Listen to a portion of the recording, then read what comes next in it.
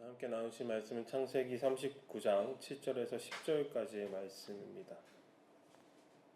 창세기 39장 7절에서 10절까지의 말씀입니다.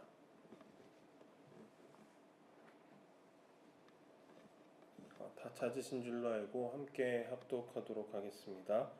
그 후에 그의 주인의 아내가 요셉에게 눈짓하다가 동침하기를 청하니 요셉이 거절하며 자기 주인의 아내에게 이르되 내 주인이 집안의 모든 소유를 간섭하지 아니하고 다 내 손에 위탁하였으니 이 집에는 나보다 큰 이가 없으며 주인이 아무것도 내게 금하지 아니하였어도 금한 것은 당신뿐이니 당신은 그의 아내임이라. 그런즉 내가 어찌 이 큰 악을 행하여 하나님께 죄를 지으리이까. 여인이 날마다 요셉에게 청하였으나 요셉이 듣지 아니하여 동침하지 아니할 뿐더러 함께 있지도 아니하니라. 아멘. 오늘 본문은 사실 너무나도 잘 알고 있는 내용의 본문입니다. 요셉이 자신의 주인의 아내의 유혹에 어떻게 대처하는지 또한 그리고 이 이야기가 주는 교훈이 무엇인지 교회를 오랫동안 다니신 성도님들이라면은 그거에 대해서 너무도 잘 알고 계시리라 저는 생각됩니다. 그렇다고 해서 내가 이것을 잘 알고 있기 때문에 앞에 있는 전도사가 내가 아는 것대로 잘 설교를 하는가에 대해서 평가하시기보다 오늘 또 말씀 앞에 서서 내가 이 말씀대로 살아가길 원합니다 라고 하나님 앞에 아멘이라 고백할 수 있는 그런 시간이 되었으면 좋겠습니다.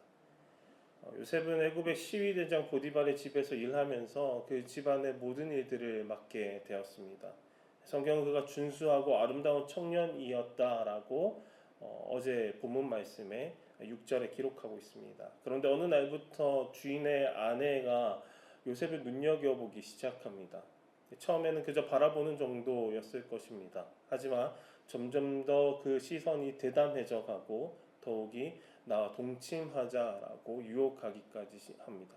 이 유혹은 한 번으로 그치는 것이 아니라 날마다 끈질기게 이어지는 유혹이었습니다. 요셉에게 여러모로 견디기 힘든 상황이었을 것입니다. 그가 젊은 나이이기도 하고 이집트에서 요셉은 그저 주인의 말이라면 따라야 하는 노예의 신분이었기 때문입니다. 그 당시 노예에게는 법적으로 주인의 명령을 거부할 권리도 없었고 노예에 대한 주인의 성적 착취는 그 당시에 흔한 일이기도 했었습니다. 하지만 오늘 본문의 요셉은 이 유혹에 대하여서 단호하게 대처하는 모습을 보게 됩니다. 자신의 신분이 노예이며 자신의 행동이 어떠한 결과를 가져올지 알고 있음에도 죄에 대하여서 거절을 선택한다라는 것입니다. 9절에 나타나는 요셉의 대답은 이럽니다. 내가 어찌 이 큰 악을 행하여 하나님께 죄를 지으리이까. 보디발의 아내가 이 유혹을 할 때 요셉은 거절하며 한 말을 조금 다시 한번 살펴보면 좋겠습니다. 제가 읽어드리겠습니다. 내 주인이 집안의 모든 소유를 간섭하지 아니하고 다 내 손에 위탁하였으니 그런즉 내가 어찌 이 큰 악을 행하여 하나님께 죄를 지으리이까. 여기서 우리가 주목해야 할 것은 요셉의 삶에 있어서 요셉이 가지고 있는 기준이라는 것입니다. 요셉은 단순히 주인에게 죄를 지을 수 없다라고 말하지 않습니다. 요셉이 가장 우선적으로 고려하는 것은 하나님께 죄를 지을 수 없다라는 것입니다. 우리의 모든 행위에 사람의 판단도 있습니다. 역사의 판단도 있습니다. 그러나 우리가 가장 우선해야 하고 우리가 가장 두려워해야 하는 것은 바로 하나님의 판단이라는 것입니다. 성도는 하나님의 주권 아래에서 살아가는 존재입니다. 또한 세상도 동일합니다. 하나님의 주권 아래에 살아가는 존재가 세상도 포함됩니다. 세상은 하나님의 주권 아래에 처한 사실을 알지 못합니다. 죄의 종로에 충실할 뿐입니다. 그래서 믿는 자들이 하나님의 주권 아래에서 살아가는 삶을 보여줌으로써 그들 또한 세상 또한 하나님의 주권 아래에 있다라는 것을 알게 해줘야 하는 것입니다. 우리가 무엇을 알려주는 것입니까? 하나님은 온 우주를 다스리시는 분이시다. 하나님은 모든 역사를 주관하시는 분이시다. 모든 것은 하나님의 뜻과 계획 안에서 이루어진다라는 것을 보여주어야 한다라는 것입니다. 그러므로 성도에게 가장 우선적인 고려 대상은 세상의 권력이나 상황적 논리가 아니라 하나님의 뜻이 되는 것입니다. 성경은 보디발의 아내가 날마다 요셉을 유혹했다라고 기록하고 있습니다. 죄의 유혹이 사실 그러합니다. 한 번만 어떻게 넘어가면은 그 죄에 대하여서 우리가 완벽한 승리를 하는 것이 아닙니다. 죄의 유혹은 집착적이고 지속적이며 끈질깁니다. 우리가 넘어갈 때까지 죄는 우리를 삼키기 위하여서 계속해서 공격하는 것입니다. 외부에서만 이 죄의 공격이 일어납니까? 그렇지 않습니다. 타락한 인간의 본성은 끊임없이 하나님을 거역하려는 경향을 가지고 있다라는 것입니다. 우리 안에 있는 죄의 세력도 결코 우리를 쉽게 포기하지 않는다라는 것입니다.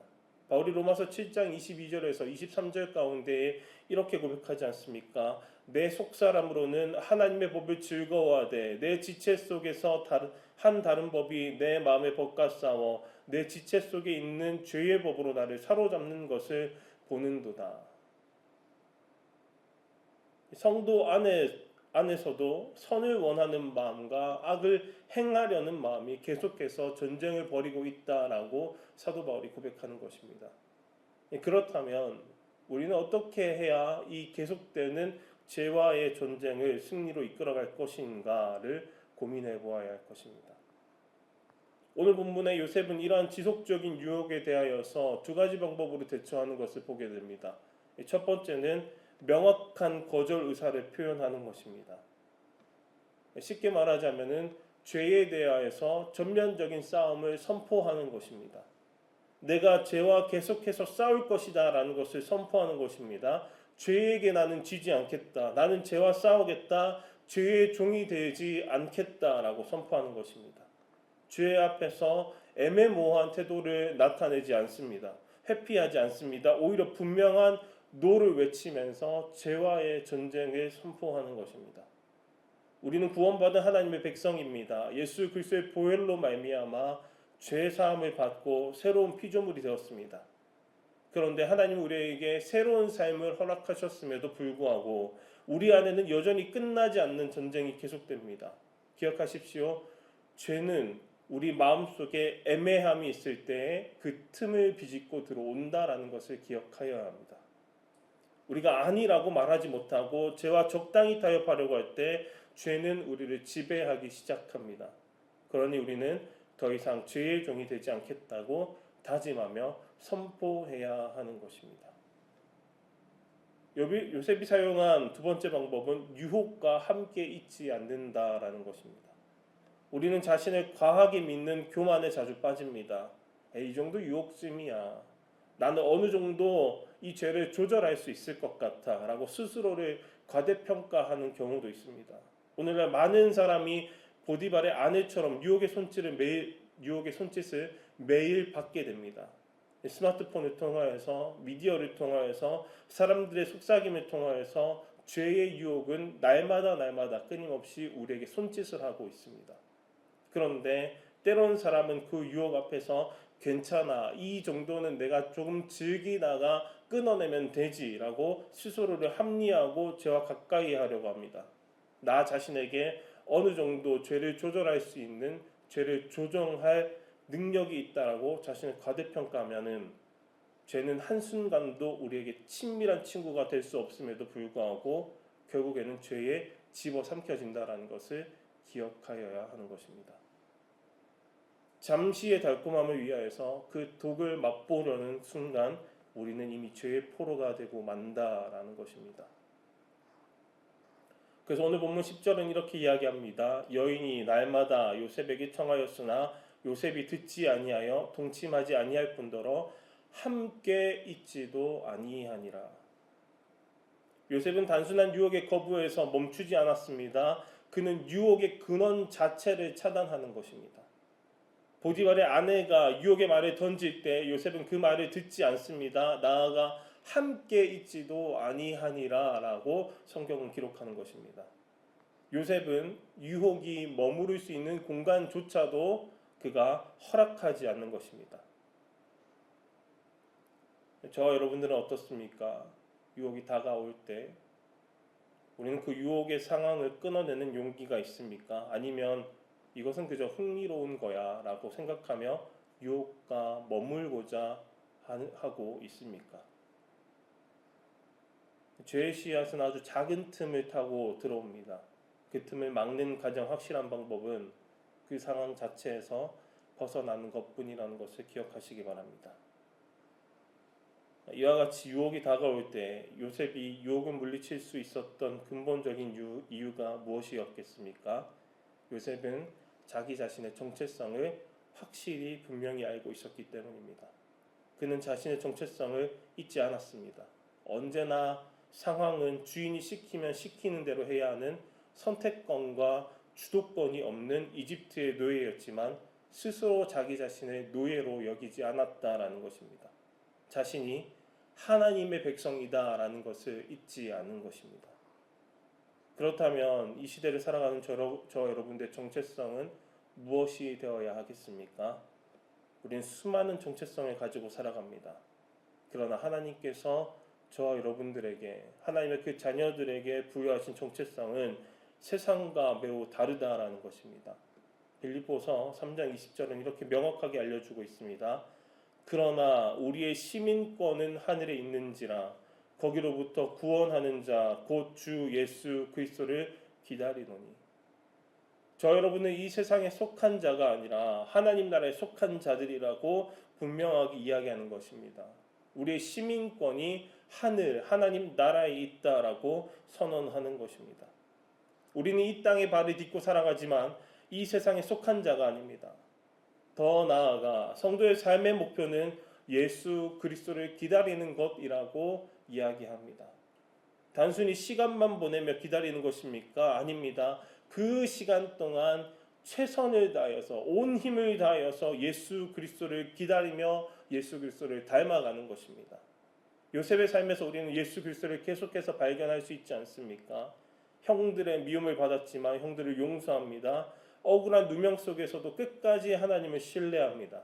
자신의 삶에 고난이 찾아온다고 하여서 포기하거나 도망치지 않습니다. 시간이 흘러 고난 가운데 성숙해지고 결국 많은 사람들을 구원하는 통로가 됩니다. 요셉의 삶이 예수 그리스도의 삶을 닮아가는 그 모습을 우리는 보게 되는 것입니다. 그렇다면 요셉 앞에 자기 자신을 세웠을 때 우리는 어떠한지 한번 살펴보아야 합니다. 우리는 어떻습니까? 우리의 삶은 예수 그리스도를 닮아가고 있습니까? 유혹 앞에서, 고난 앞에서 불평하기보다는 요셉처럼 나 자신의 정체성을 굳게 붙잡고 말씀에 순종하며 나아가고 있습니까?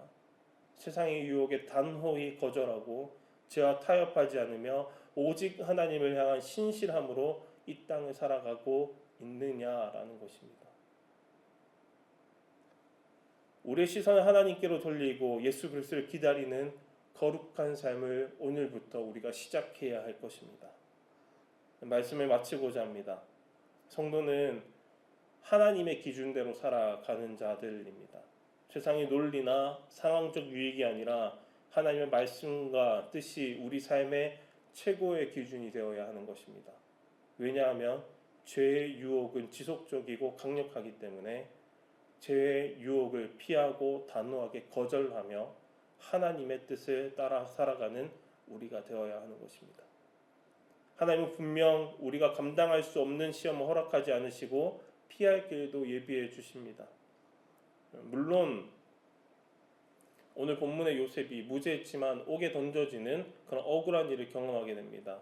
오늘날도 신앙적 양심을 지키다가 불이익을 당하는 경우가 더러 있습니다.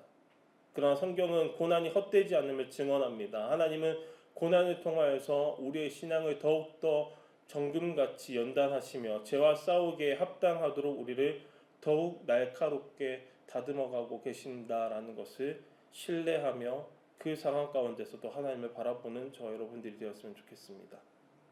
요셉은 결국 이집트의 총리가 되었습니다. 또한 하나님의 구원을 이루는 도구가 되었습니다.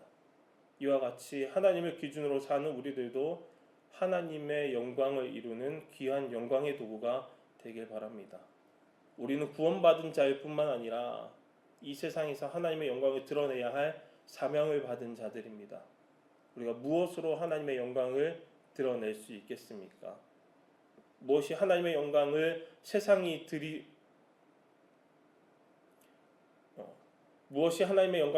드리지 못하게 방해하도록 만들고 있습니까? 그것은 우리가 죄에 대하여서 너무나도 쉽게 무너지는 모습들입니다. 말씀에 따라 우리의 가정, 우리의 일터, 우리의 공동체에서 죄의 유혹을 단호히 거절하길 바랍니다.